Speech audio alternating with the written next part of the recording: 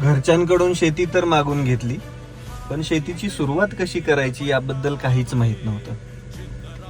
ॲग्रिकल्चरमध्ये कोणतंही शिक्षण झालेलं नाही. शेतीबद्दल सगळ्या गोष्टी माहीत आहेत, पण त्या पारंपरिक. पण आधुनिक काहीतरी करायचं होतं, नवीन काहीतरी करायचं होतं. मग शेती करण्यासाठी माझ्यासमोर सगळ्यात पहिला प्रश्न होता तो म्हणजे पाणी.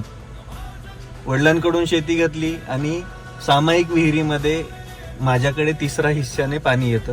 त्यात सामायिक विहिरीच्या जीवावरती मी पहिल्यांदा 2 एकर शेवग्याची लागवड केली. आज पण पाण्याची परिस्थिती, आता प्रत्येकाला वाटतं माझ्याकडे भरपूर पाणी असेल वगैरे वगैरे, असं काही नाहीये. माझं गाव मराठवाड्यामध्ये धाराशिव जिल्ह्यात भूम तालुक्यामध्ये आहे. एक छोटंसं खेडेगाव आहे आणि आज पण दुष्काळ सदृश्य परिस्थिती आज गावामध्ये आहे. मग अशा सिच्युएशन मध्ये आता प्रत्येकाला वाटतं की सगळं भेटलं असेल, काहीच नाही. शून्यातूनच सुरुवात होती. Even though